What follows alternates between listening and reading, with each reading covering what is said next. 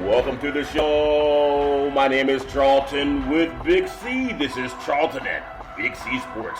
Coming to you worldwide on the Big C Sports Network, on the number one network in the United States of America. And Big C Sports, the number one sports show in the universe, according to Big C. And them good old boys down south, I want to say bienvenidos to all of our listeners in Latin America. Also across the pond in London, England, as well as Paris, France. Of course, you good old boys in Canada. We love you in Africa, the Big C tribe. But there's no one we love more than you good old boys down south in the land of the free and the home of the brave on a beautiful September the 27th, 2019. Grando Deportes, Big C. How's it going for you good old boys down south? Charlton, it's been hot down here. The last 2 days we've had record high temperatures. I felt like a stick of butter on a nice rib steak off the grill. I just melted all over the place the past 2 days. Yeah. But I had two exciting football games that I watched last night. One college game, one pro game, Charlton. Yep. And there's two teams that are no longer amongst the undefeated. Wow, it's always nice to watch games. It's always nice to have a beautiful day. It is a beautiful, happy Friday. I want to say Big C Sports is sponsored by your North California Cadillac dealers, home of the all-new Cadillac Escalade, the standard of the world. Go by and test drive yours. Tell them Charlton and Big C sent you, as well as a fleet of Cadillac cars. Today's show is also sponsored by Google and Alexa. Just say Google or Alexa, play Big C Sports Podcast, and you'll hear from our sponsors. You're here. Welcome to the show. I will introduce Big C as the Mystic, and he'll do his thing, and we really appreciate all the support we're getting. I also want to give a special thanks to a good friend by the name of Shannon O'Connor with Beezer Homes, and she's a new home counselor in Northern California. Just Google her name, Shannon O'Connor, and when you talk to her, tell them that Big C sent you. And there's so much going on in the sports world, Big C. But as we always do, as we honor our great military veterans, and not just military veterans, but anybody going through challenge, and sometimes people just need help, we do offer the National Suicide Hotline. It's 800-273-8255. That's 800-273-8255. Or you can text 838-255. That's 838-255. Big C, why is that so important to you that our veterans know this help? Big C, your thoughts? Charlton, it's very important because our veterans are the left out part of society in America. Our administration does not do enough for these great heroes that have protected and supported our country over the decades, not just recent, Charlton, but going all the way back to World War II, veterans that we still have surviving from that time. But Charlton, even the more current warriors are under so much stress from the battles that they've continuously had to go back over and fight, having to serve multiple tours of duty. Coming back home feeling left out and abandoned in many cases, Charlton. We lose some 20 veterans a day in America to suicide. Wow. An horrific number. This National Suicide Prevention Hotline number, Charlton, is there to help save lives. Yep. And I encourage every American to write it down, to keep it somewhere. Put it on your speed dial in your phone. Put it in your glossary. Have it there prepared. If you see anybody struggling, doesn't have to be a veteran, could be a young person. Anyone. You see them and they seem depressed and downed out, not feeling that they have any place to go or someone to lean on. Yep. This National Suicide Prevention Hotline number is there. It is there to help American citizens. So don't hesitate when you think that somebody might be in trouble. Even if you think you have the answers, people don't always want to disclose things to people that they know, because so many people think they're weak and vulnerable at that time, and they're not a solid person. Yep. So don't hesitate in giving out this National Suicide Prevention Hotline number, Charlton, because every life that somebody can help save, that's that blessing that we all wish for in life. It's always there. It's always there. 800-273-8255, 800-273-8255, or you can text 838-255. That's 838-255, and hopefully you can get some help on the way. I know we get into a lot of good things in the sports, Big C, and we love the sports universe. We love bringing it to you the way Big C Sports does. And we start out by paying homage to our high school football teams all over the country. We call it Big C's Top 10. And I just want to make sure that a lot of people know that it's out there for high school kids too. You can follow Big C Sports and hear more about what's going on in high school football. If we look at the top 10 programs, number one, Mater Dei out of Santa Ana. They're the two-time defending national champions. And Big C, they've already played teams in Arizona. They knocked off the Arizona State champion. And then they just finished knocking off the state champion from the District of Columbia. And then that was at St. Francis. Now they're in Washington, D.C. today. In modern day, I guess they can't find games in California. They're playing St. John's out of Maryland, Big C, one of the top programs on the East Coast. Your thoughts? Well, as you said, they can't find teams in California. We talked about that school from Minnesota, earlier in the week, Charlton, that has won 58 consecutive regular season games.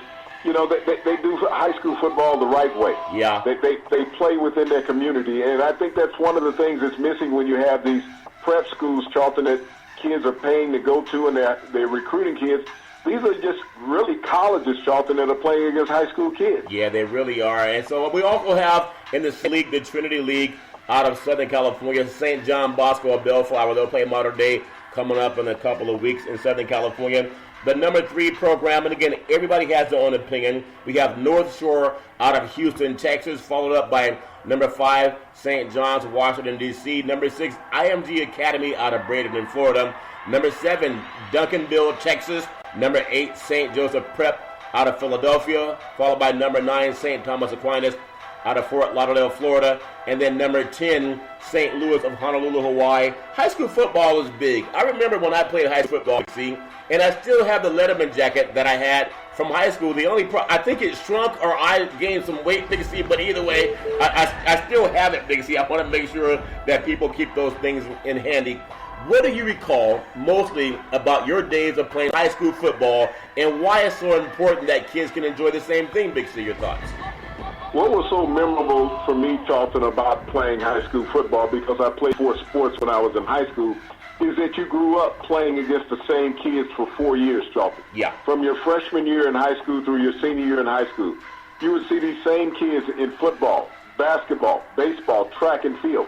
And that's what I mean about being in conferences, and what's so important about high school. Yep. Is that you grew up. And a lot of times you ended up in colleges with kids that you competed with, Charlton, for 4 years. Yeah. Now all of a sudden you become teammates where you had been adversaries for so many years. That's where the character is built. Yeah. And there was teams that I never beat while I was in high school, and that always bothered me because they were your rival. Your rival. And you go 4 years in high school and never beat your rival. That's a stain. That's like striking out in baseball. Yeah. It stays there, which is it's that sting that will always be there in the back of your mind. Yeah. And that's what's so important about having these conferences where kids are on the same plane, Charlton, because it's about growth and maturity. It's about development. Yeah. And you don't want to destroy a kid, but we competed against that school. We could just never beat that school. Yeah, it's always fun, and that's why I just encourage people to get into it, because it's all about that experience. It's the last competitive football that a lot of players will play. We hope you're having fun out tailgating tonight.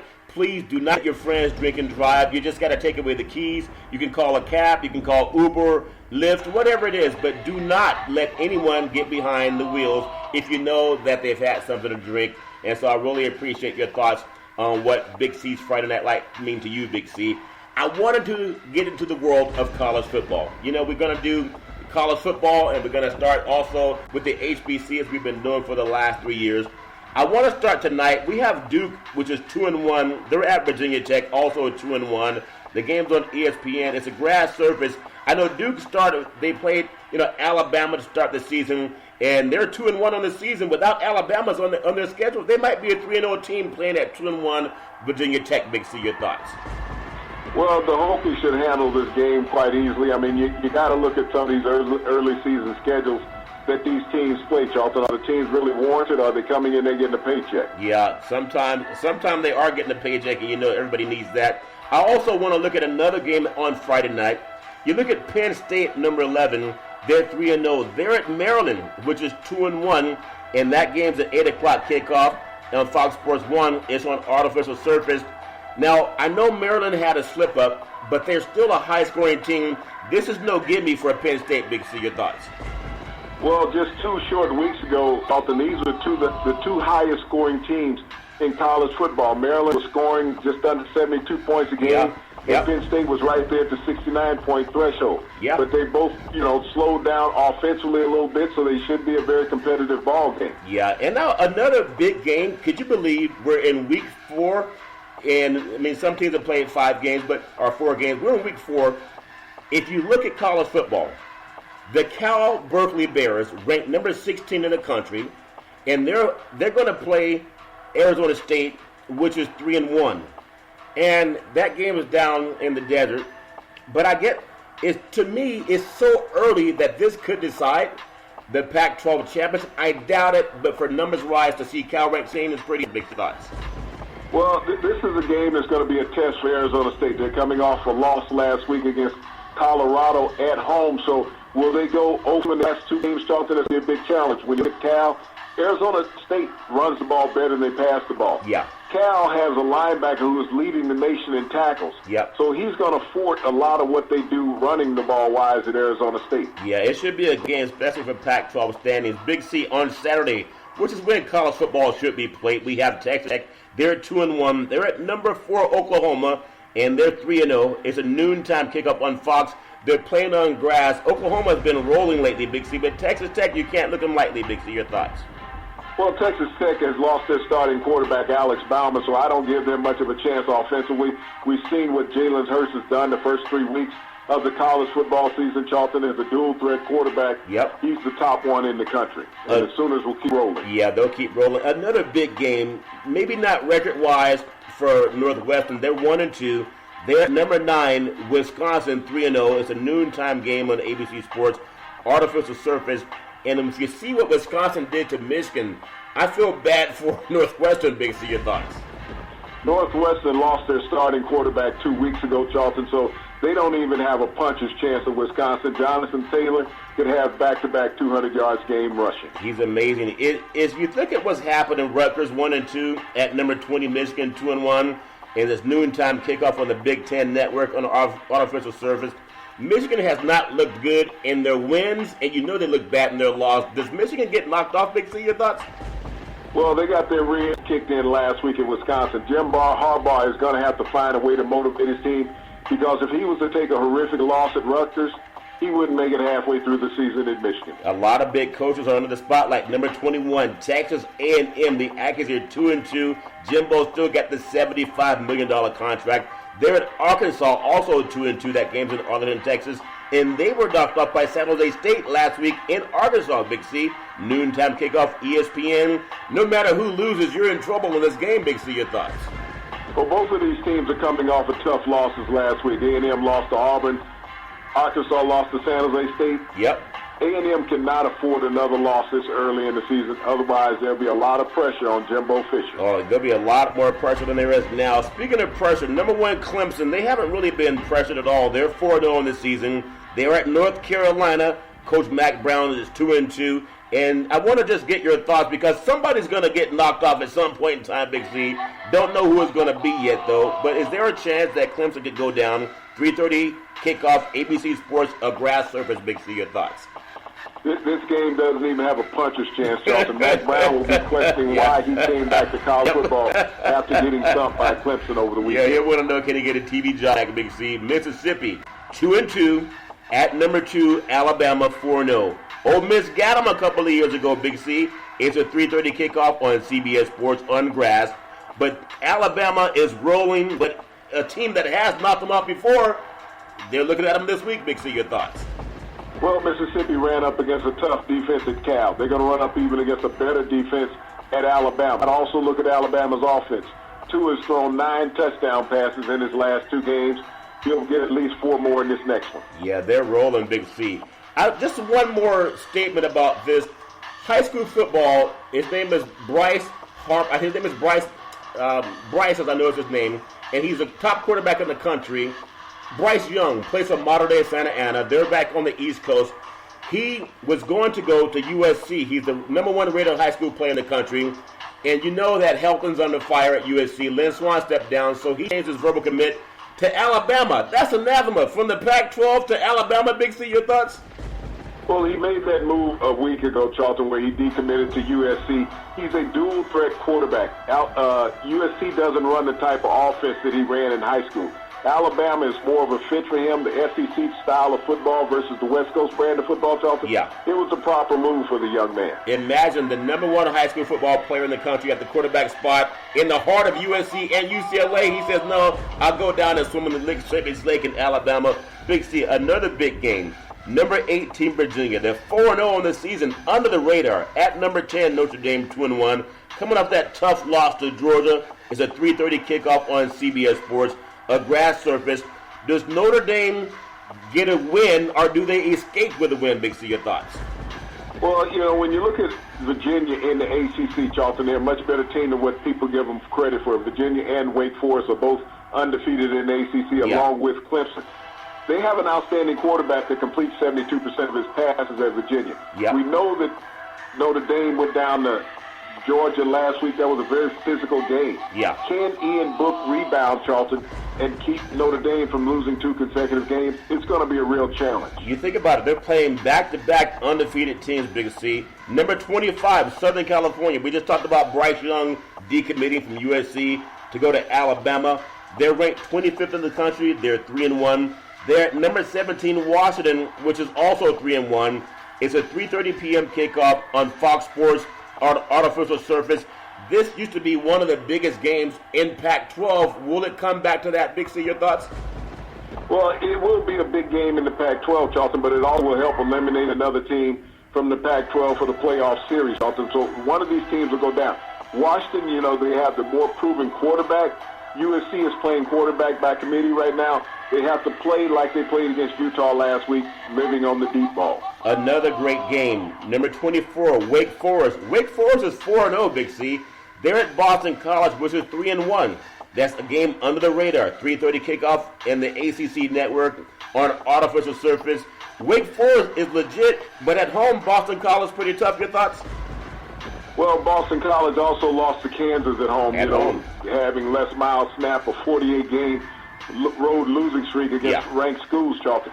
You got to look at Wake Forest.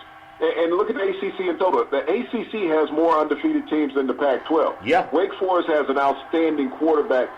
Boston College has an outstanding running back. I give the advantage to Wake Forest in this game, though. When I look at another game in another conference in the Big 12, you look at Iowa State. They're 2-1. Remember they had that long game where there was a weather delay with Iowa?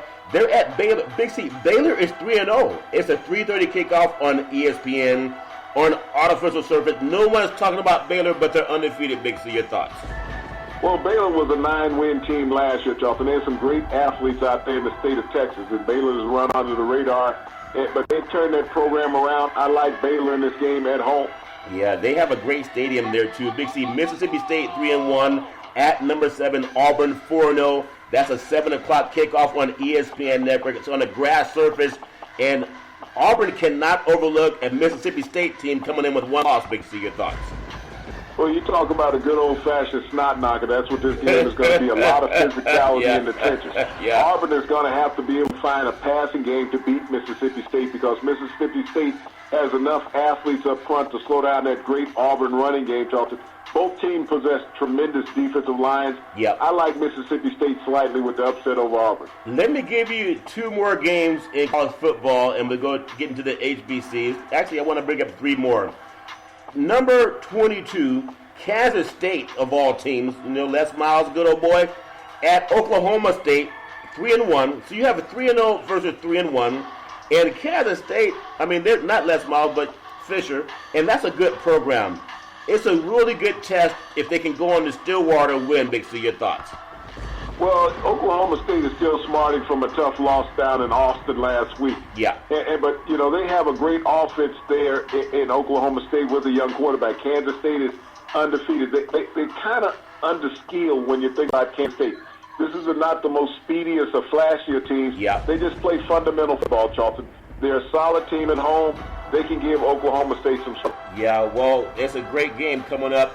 And this is a game that really, Washington State, how do you rebound after you give up so many points to UCLA at home? They're 3-1 on the season, and now they have to go on the road to their former favorite to win the Pac-12, number 19 ranked Utah, which is 3-1 on the season after their loss to USC at the Coliseum. That's a 10 o'clock kickoff on Fox Sports 1. I don't know if you'll still be awake, Big C, but Utah's favorite by 6 on artificial surface. Your thoughts, Big C? Well, Utah has proven that they struggle against teams that can throw the ball. You look at what Washington State does with Gordon. You know, he's the leading passer in the country.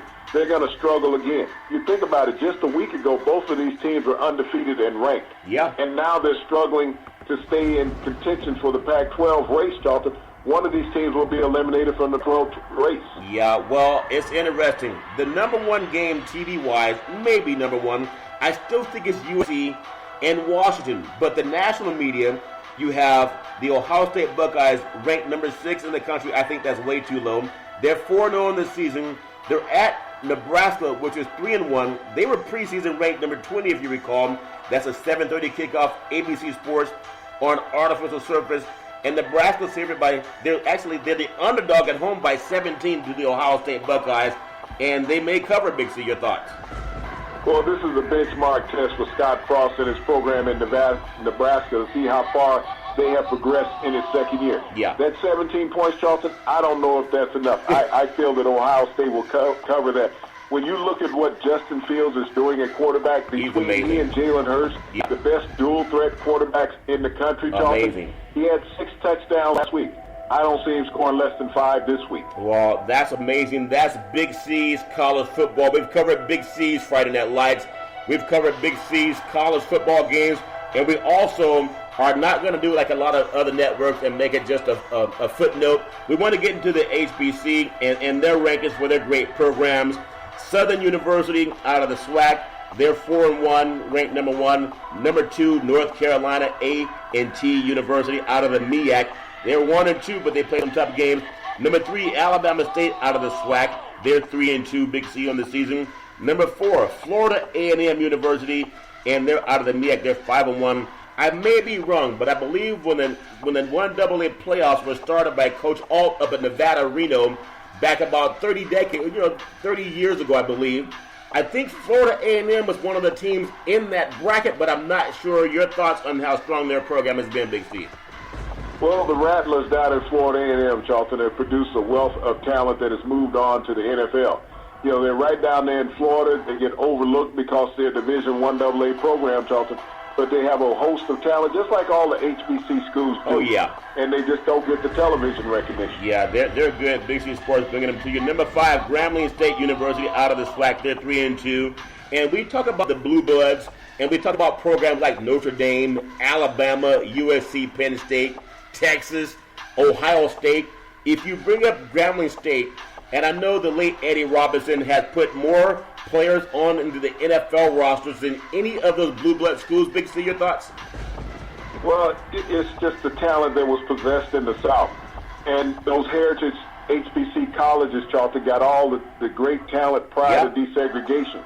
Once the desegregation came, they siphoned off much of the great talent. And you can play at this prestigious university, have all the great athletic digs around you, dormitories, stadiums, facilities. Everything. You can upgrade, and that's what happened to a lot of HBCs. They could not compete financially. Yeah, and that's why we want to bring attention to them. If you're corporate America, they have people that spend money too. They got to see what you're selling, and they can buy it.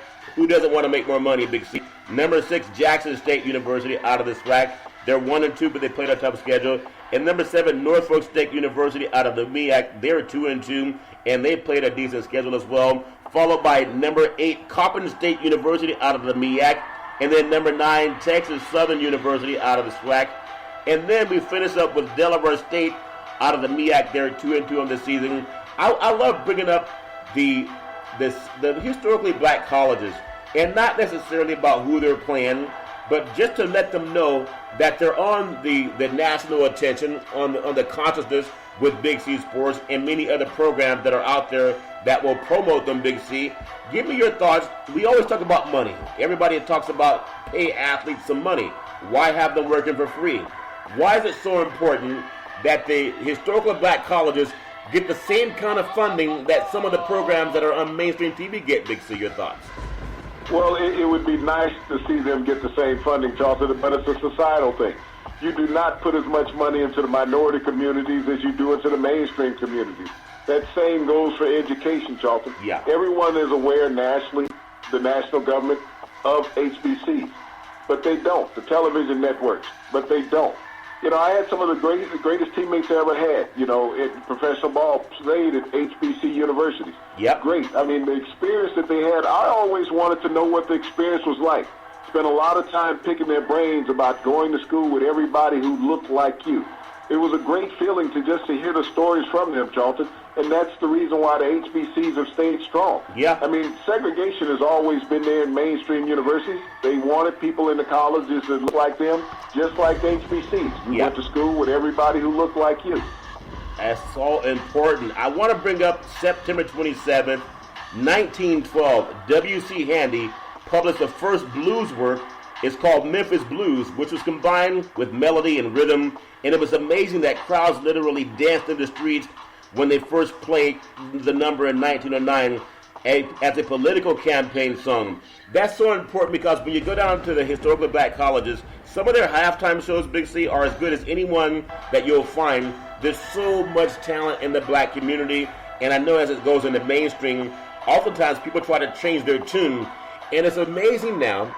And I was talking to my son and some other young people on his basketball team.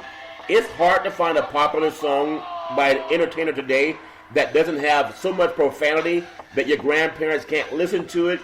Contrast that juxtaposed to 100 years ago when people made music that was beautiful and you didn't have to, close your ears, if that makes any sense, your thoughts. Well, ironically, it's really not hard to find a song that is not profanity-laced. I mean, that's what young people choose to listen to. That's what that comes from. I listen to music all the time, even modern music, that has no profanity in it at all. It's what someone's choice is. Yeah. Young people now are swayed by that. Lack of parental control and all these other things. Yep. Figuring that they have their own agendas.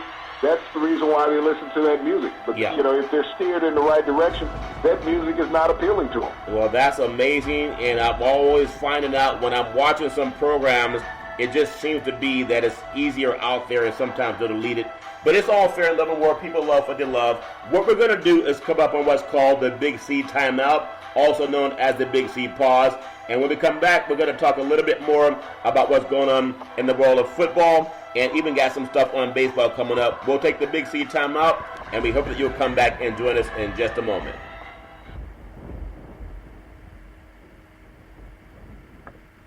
All right, we are back from the Big C Timeout, also known as the Big C Pause.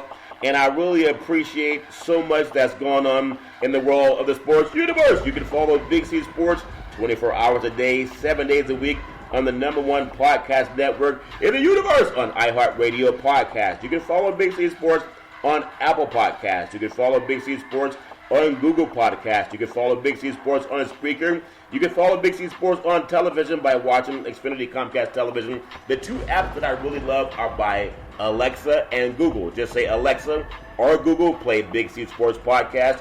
You'll hear from our sponsors.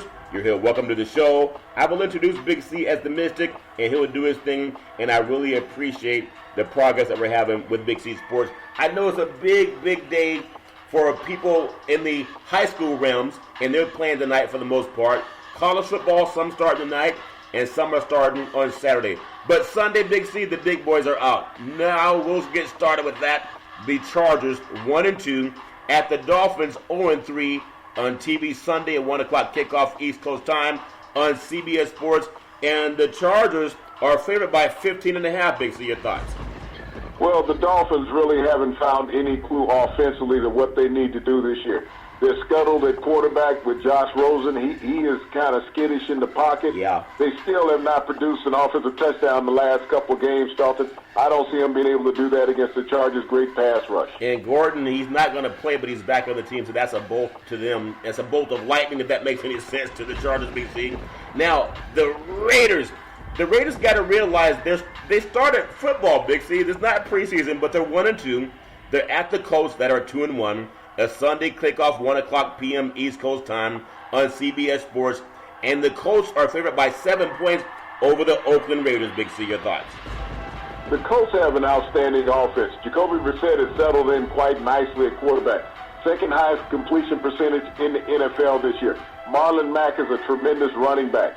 T.Y. Hilton gets the job done at wide receiver. Eric Ebron. The Colts defense will be without second-year linebacker Leonard, who was Rookie of the Year last year. Yeah. But the Oakland Raiders just seem to be stalled at offense and can't get anything going. I like the Colts in this game. Yeah, the Colts look good. Now, another game that at preseason we thought it'd be Cam Newton, but he has an injured foot. But he also has some things going on emotionally. It just seems that way. The Panthers are 1-2 at the Texans 2-1. There's no Cam in this game, so they can't blame him. It's Sunday, 1 o'clock kickoff Eastern time on Fox Sports. And the Texans are only favored by 4 in the Dome, Big C. Your thoughts? Well, you got to give Kyle Allen a lot of credit. Kyle Allen made Kyler Murray transfer from Texas A&M and go to Oklahoma. So he's a capable quarterback. Matter of fact, he's won his last 2 starts as the starting quarterback of the Panthers and has thrown 6 touchdowns in doing so. Yeah. Deshaun Watson had an excellent game against San Diego last week. Offensively, things are starting to click for the Texans.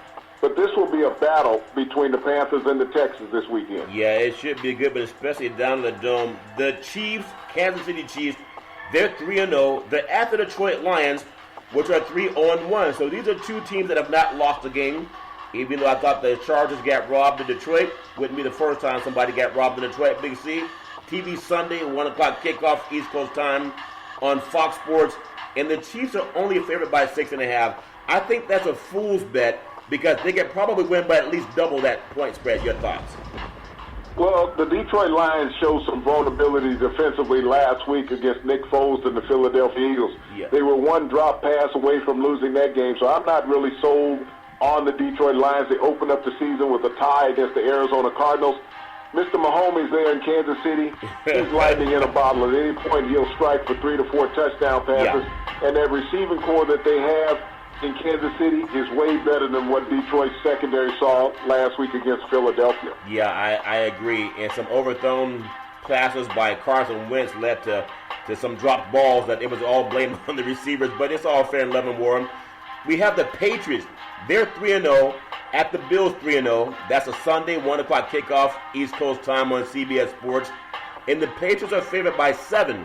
I don't think Josh Allen can come close to outperforming Brady, but you cannot look past an undefeated team either, Big C. Your thoughts? Well, this is must-see TV this weekend. 2 undefeated teams with 3-0 records in the AFC East. This is really the best chance that the Buffalo Bills had of knocking off the New England Patriots. The Patriots have had a history of slipping up a game throughout the season that people felt that they should win. Yeah. Josh Allen presents something different that the Patriots have not seen thus far this season, a mobile quarterback, a quarterback that is willing to run. And you saw last year when they had to face Lamar Jackson. That's right. There was a quarterback that was willing to run, gave the defense some fits. Julian Edelman may not play. So the other receivers are going to have to step up. I still like the Patriots until they lose. Yeah, but it's good for Buffalo, one of the smaller markets, to have a team that's at least worthy of watching on TV. We'll see what happens by midway through the season. We have the Browns are who we thought they were. The Browns are 1-2, Big C. They're at the Baltimore Ravens 2-1. That game is Sunday, 1 o'clock kickoff Eastern time on CBS Sports. And the Ravens are favored by 7. And it looks like they're evenly matched on paper, but when it comes to grass, Big C, sometimes you got to go with what your eyes show you, Big C. Your thoughts? Well, you haven't had a lot of people in the media talking about they want to see Baker Mayfield with the ball in his hands the last 2 minutes of the game. He's only completing 26% of his passes late in the game, Charlton, so he hasn't gotten the job done. If Cleveland wants to be competitive in this game, they have to run through Nick Chubb. They can't rely on Baker Mayfield. Baltimore has a defense that's going to get after the young quarterback. Lamar Jackson is a magician with a football in his hand is what it is. It's his magic wand. They have Mark Ingram running the ball for them. They're going to get a lot of big plays against this Cleveland Brown defense. I like Baltimore straight out, even without the points. Give me just a thought real quick, because we're looking at 2 Heisman Trophy quarterbacks. And in this game, for the most part, it would be billed as Heisman Trophy quarterback against Heisman Trophy quarterback. But I want to get your thoughts.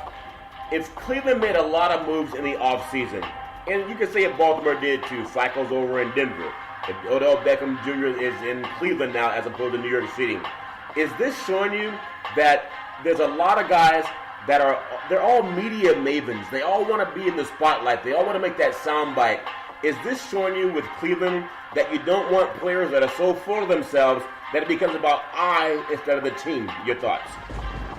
No, Charlton, what this shows me is that it takes a while to mold a team. Yeah. You have an organization without structure. That's what you have, starting with GM John Dorsey in Cleveland. Yeah. That's where it starts at. He starts running his mouth with him. You got a coach that you bring in that's inept, that was not built for prime time. He wasn't ready to handle this type of workload with this type of players and attitudes, Charlton. Freddie Kitchen wasn't built for that. Right. Then all of a sudden you got a quarterback that is not concentrated on being a quarterback. He spent more time blasting other people around the NFL that were established than he has preparing himself. They figured Baker Mayfield out after having tape on him. Yeah. But you don't have any continuity. You get rid of your best offensive lineman for a defensive end that hasn't gotten one sack on the year. Yeah. This meant that management was disrupted, as well as the organization and the players. They had nothing done for it. This was a paper team, not a football team, a paper team, and that's what the media sold a bill of goods to the general public on. I would love to see both quarterbacks play well because I know they've been under the spotlight. But if you look at the records, Jackson has a much better record than Mayfield. If we look at the Tennessee Titans, they're 1-2, and they're at the Atlanta Falcons 1-2. It's amazing. Mariota, we know he's had his challenges in the league staying healthy.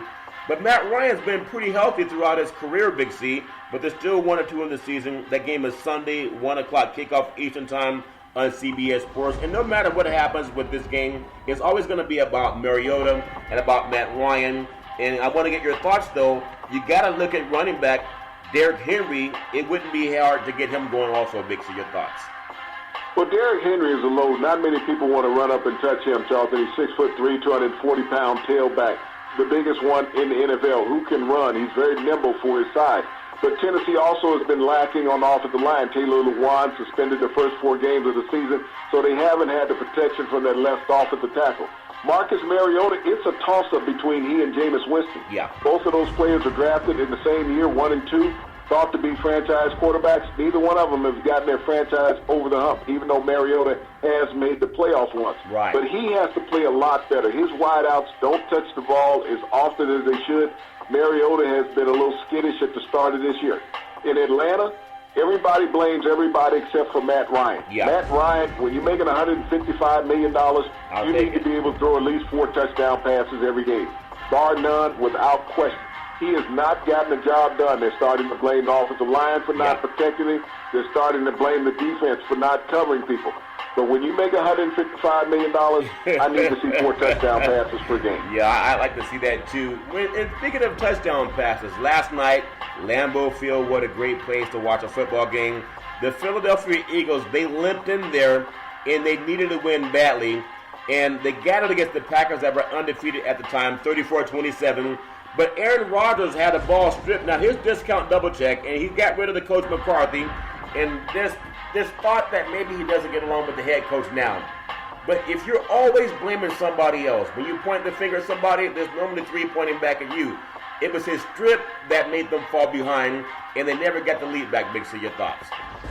Well, you know, I've heard for the past several years, Aaron Rodgers is the quarterback that you want to have with the last 2 minutes in the ball game to give him a chance to win. I recall a game down in Los Angeles last year where they cut Randall Cobb after he fumbled the ball on a kickoff, on a kick return, saying Aaron Rodgers didn't get a chance. Yeah. Aaron Rodgers had a chance in the last 2 minutes, first and goal at the 1-yard line, Charlton, and could not get in. He became the first NFL quarterback in NFL history to throw 4 straight incompletions at the 1-yard line. You think about that. In NFL history, to throw 4 consecutive incompletions at the 1-yard line. And actually, the 4th one was an interception. So all of those media pundits out there saying, I want Aaron Rodgers to have the ball with the last 2 minutes in the game. Yeah. No, I want the other quarterback who's gotten me the lead with the first 58. And when you think about it, I know this is thing about Carson Wentz and the Eagles saying they can't, that they're dropping passes, but sometimes they're gun shy because he leads them and they get blown up at times. It makes anyone shy to go over the middle, Big C. But if you think about, you were supposed to see the mentor and Aaron Rodgers teach the pupil and Carson Wentz. But it seemed like maybe the other way around, Big C. Did it make any sense?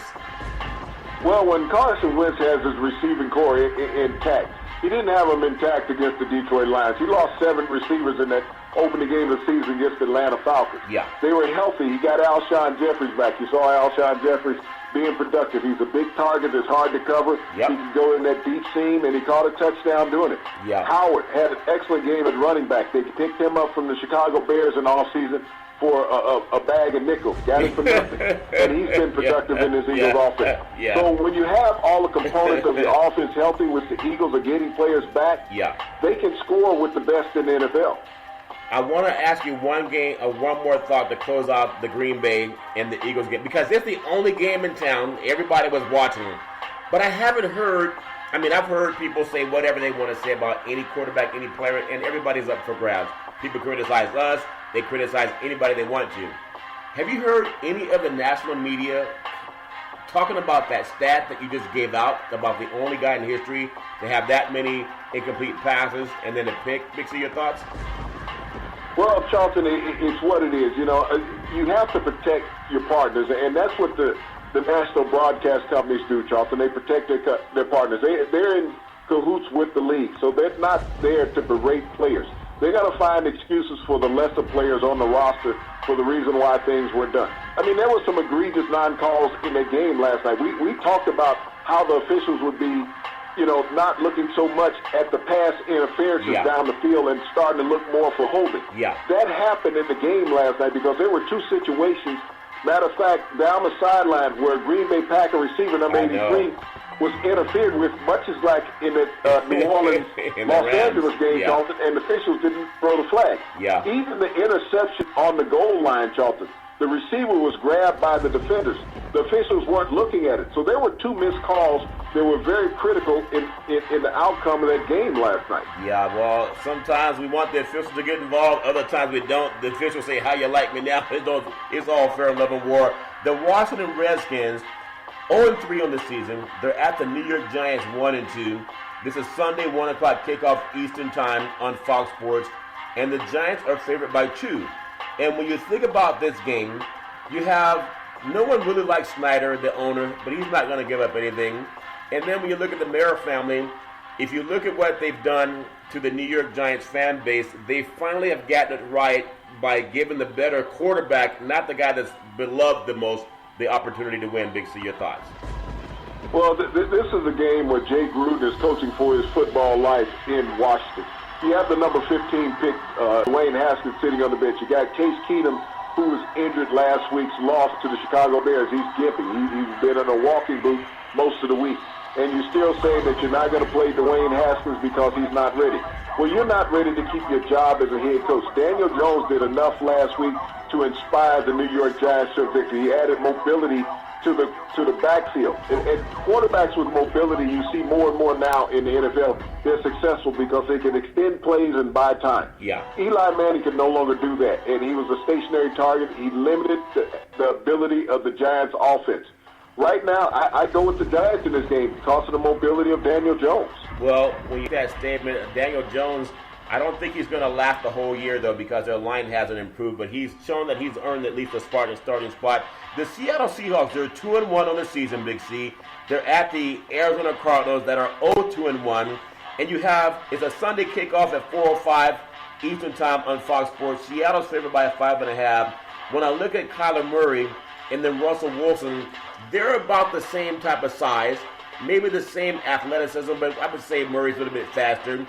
It's amazing. These are the two quarterbacks that the NFL never really wanted to give a chance to historically, but it's amazing how, obviously, the Seahawks are doing great. Arizona's going to have to go through some growing pains, but give me your thoughts on this game. Well, after this game, the Cardinals will be 0-3-1 after this game. Seattle is still shining from that loss to New Orleans last week because of special team play. They're going to come back and take it out on the Cardinals this week. Arizona doesn't stand a chance. I would love to see Murray improve, but this defense is really good. Again, Seattle only lost because of special teams play, but it's part of what happens in sports. Big C, the Tampa Bay Buccaneers, they're 1-2. They're at the LA Rams that are 3-0. It's a Sunday, 4:05 kickoff East Coast time on Fox Sports. And the Rams are favored by 9. And when you look at how the Buccaneers have played such poor football, I wouldn't be surprised if we had double-digit loss in that game. Your thoughts? Well, you look at the Buccaneers' defense. They gave up 378 yards, I believe, to Daniel Jones last week, 328 yards. Jared Goff's a much better quarterback than Daniel Jones. Jameis Winston doesn't like success. Mike Evans, 2 touchdowns. 148 yards receiving in the first half. Yeah. He did not catch a ball until the last minute of the game last week against the Giants in the second half. Yeah. Jameis Winston is inconsistent, just like I said about Marcus Mariota earlier, quarterback. Yeah. He doesn't know how to make his team win and know how to make it better. Jared Goff will spread the ball all over the field to that great receiving talent that he has with the Rams. Todd Gurley will get you 70, 80 yards on the ground. The Rams will win in a runaway. Yeah, I really look forward to that, seeing the Rams offense open up even more. If you look at the Vikings, 2-1, at the Bears, 2-1. That's Sunday, a 4:25 kickoff time, East Coast, on Fox Sports. And the Bears are favored by 2. Now, this game is at Soldier Field. These are two division rivals. The Vikings, I think the Vikings are a decent team because their defense is legit, but they got to run the ball more than they pass the ball to have success with the Bears, Big C. And the Bears, who knows what you're going to get out of Trubisky. Your thoughts? Well, these are probably the two best defenses in that division, Jonathan. The Vikings have been together forever. The Bears just have a history of playing great defense. The quarterbacks will be the two integral parts in this game. Your cousin in Minnesota last week didn't throw the ball much. The Vikings got a victory. Trubisky had his best game of the year against the Washington Redskins, though, Charlton. Jay Gruden didn't know how to put the pressure on him. The Vikings will bring a lot more pressure against the Bears' offense. Yeah. I don't see Trubisky being comfortable in this game. Dalvin Cook has had 100 yards in every game this season. If he does it again, the Vikings win. Big C, why has Trubisky struggled this year? Last year he did better than people expected. Is it because defensive coordinators have gotten a read on him? Or is he just starting to level out to what he really was when he came out of North Carolina, Big C? Your thoughts? Well, last year he had a receiving core that helped him out a lot. He had two excellent backs in Howard and Cone that created a lot of, short passes for him and turned him into long games. Yeah. Right now, Trubisky struggled to start of this season because he did not play at all in the preseason. Yeah. So maybe he caught his stride against Washington, but I saw some passes against Washington that I were not impressed against. So defense-wise, Minnesota will make him find out whether he's back to where he was last year. Yeah, and Chicago's pass rush has been really tough on Kirk Cousins, who's not very mobile. Looking forward to that game. Both teams are 2-1, should be a good one. I want to jump at another game. I know Ramsey with the issues of not wanting to be in Jacksonville anymore, and they're 1-2. They're at the Broncos 0-3. It's anathema this league. It's Sunday 4:25 kickoff East Coast time, CBS Sports. The Broncos are favored by 3. It was 2 seasons ago where the Jacksonville Jaguars were in the AFC Championship game. 3 seasons ago, the Denver Broncos played in the Super Bowl. We have a 1-2 team at an 0-3 team. Big C, no talk of changing management, Big C. Your thoughts? Well, Gunnar Minshew has impressed everybody. The 6th-round draft pick out of Washington State, a protege of Mike Leach, has gotten the job done in Jacksonville. Throws a very beautiful football, very easy to catch. Yep. And his receiving core has responded to it.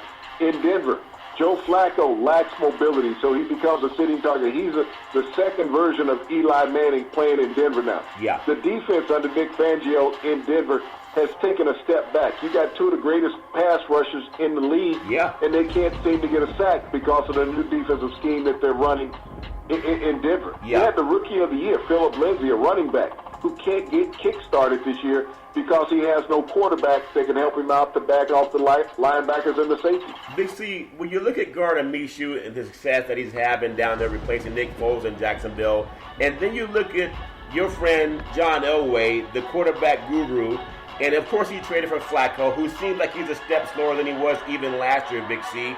It seems like, it's hard to say this because Elway gets a lot of pass. But he's had Paxton Lynch, he had Osweiler, he's had a lot of guys come in to Denver and not succeed. Is Elway overrated as a guy that can build a team? Your thoughts?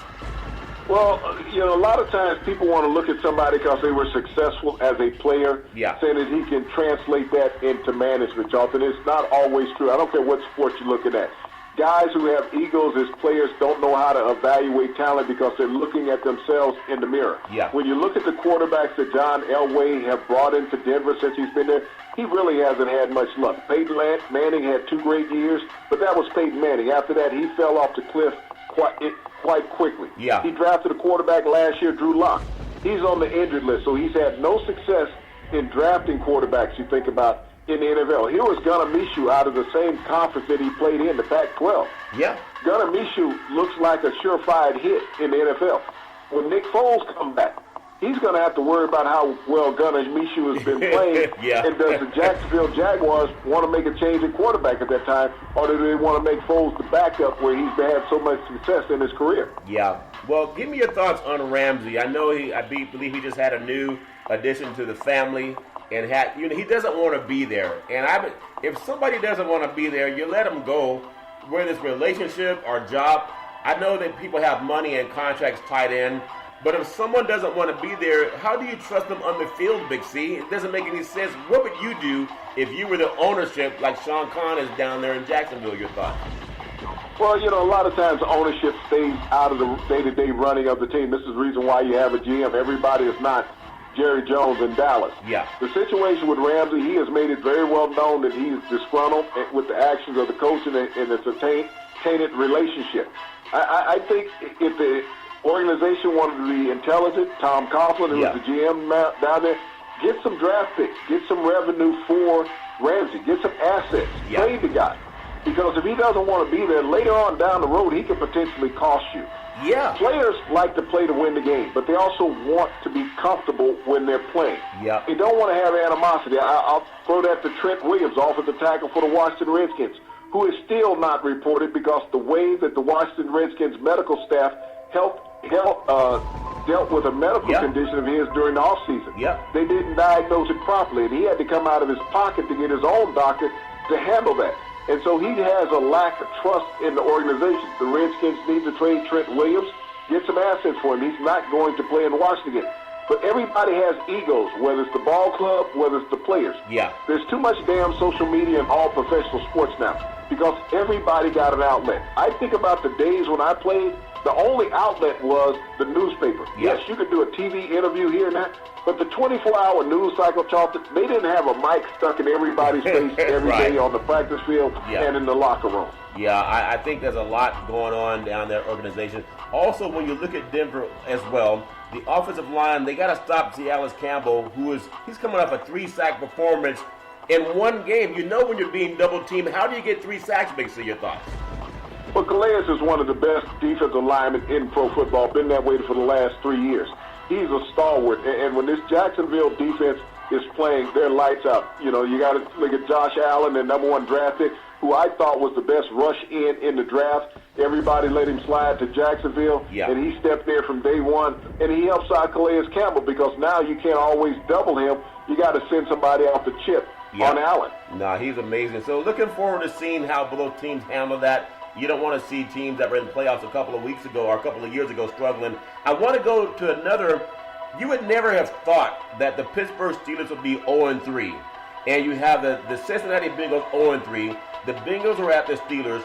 Both are 0-3. It's Monday Night Football. It's an 8:15 kickoff East Coast time on ESPN. And the Steelers are favored by 4. I know there's no Big Ben. There's no Antonio Brown.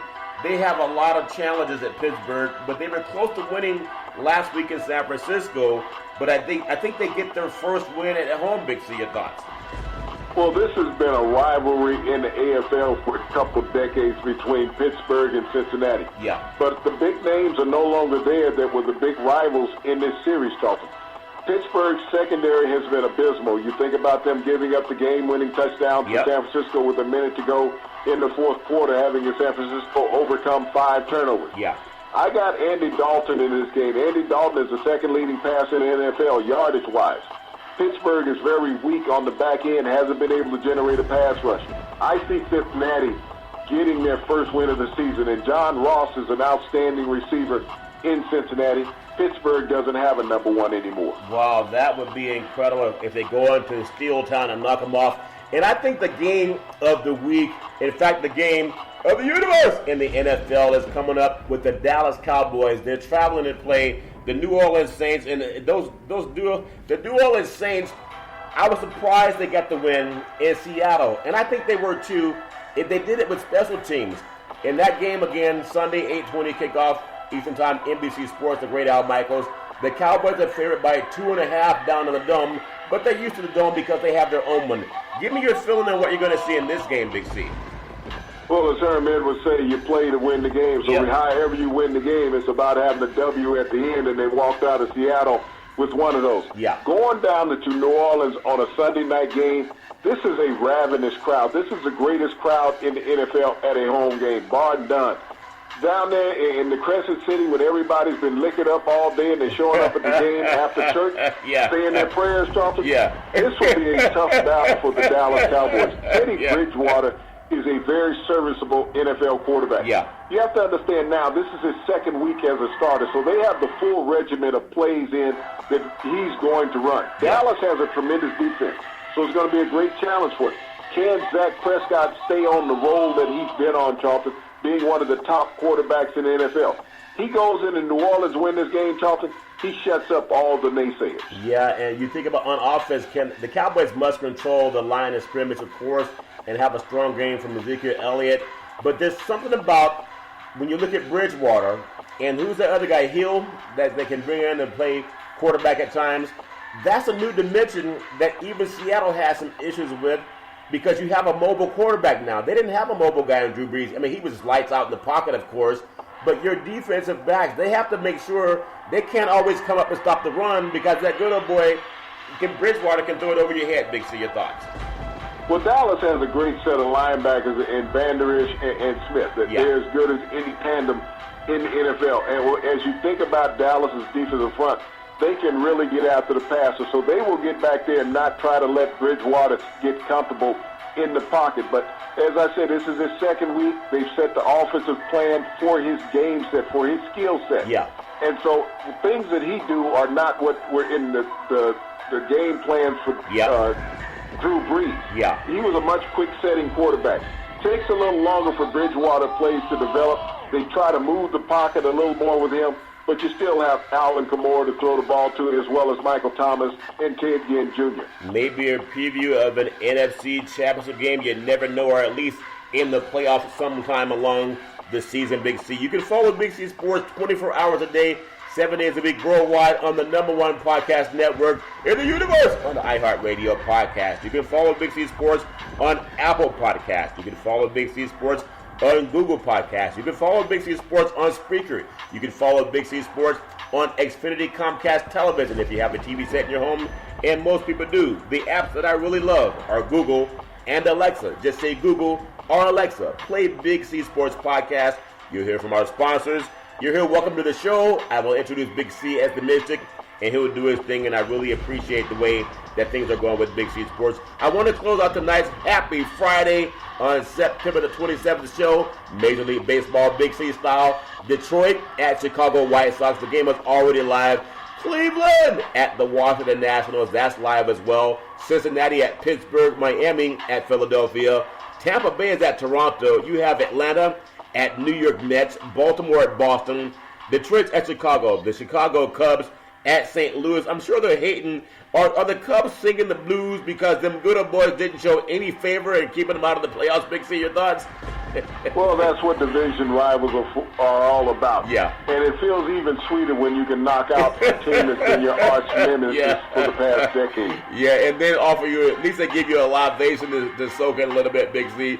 Also, we have the New York Yankees at Texas, Milwaukee at Colorado, Minnesota at Kansas City, San Diego at Arizona, Houston at the Los Angeles Angels, Oakland at Seattle, and then you have the LA Dodgers at the San Francisco Giants. I know there's all the talk about Bochy stepping down, Big C, and it's always been when you were at used to be AT&T Park for the Giants, it was beat LA, beat LA. Now it's ran by Snooty Tooty, Oracle, Silicon Valley peoples. They don't ever chat beat LA, beat LA. They ask, can I have a red one, Big C? Your thoughts? Well, you got to have a competitive team to have people chanting beat LA. I mean, that chant is always going to be there. When you think of the rivalry that has existed since both of those teams were playing in New York at the Polo Grounds at Ebbets Field, prior to moving out west to Los Angeles and San Francisco, this is a generational rivalry between those teams. And I love the fact that we have this great thing going on in sports that we can always talk about it. We brought you Big C's Friday Night Lights, and modern days across the country playing a program from Washington, D.C. area. It's amazing. There's 20 million people in Southern California, and they've played 3 of their 4 games outside of California. We brought you some college football, some great games coming up this weekend. I wish I knew what Big C was doing at his tailgate party. We brought you historical black college football rankings, some of those great programs down south, and we know that they need our love and support as well. We've covered the big-time Big C's NFL picks. We don't really pick teams, but Big C gives you his thoughts. And then Major League Baseball, a lot of people just looking for the playoffs to get here. Big C, back in the day, there was a man by the name of Drew Boudini Brown. He was known as Muhammad Ali's right-hand man, and he would always tell Ali, with all you got to use, how can you lose? Rumble, young man, rumble. Big C, what are you looking forward to in the sports universe? Well, Charlton, I'm looking forward to a wealth of college football. I had a friend ask me, did I ever Tebow my games? I told him Tim Tebow was out of college. He wasn't playing anymore, so I had to watch him live. Yeah. Well, you can watch them live, too, and sometimes you don't even have to pay for them, and you can find out every Monday through Friday at 5 and 6 p.m. worldwide when you follow Big C Sports on the Big C Sports Network, on the #1 network in the United States of America, and Big C Sports has been voted the #1 sports show in the universe, according to Big C and them good old boys down south. As we always tell you, there's never, ever an excuse for domestic violence. If you know any man or woman going through that garbage, please pick up the phone and call 911, because no man or woman should ever have to go through that garbage on their own. And as we always tell you on every Big C Sports show, we thank you, we appreciate you, and we hope that you have a super fantastic day.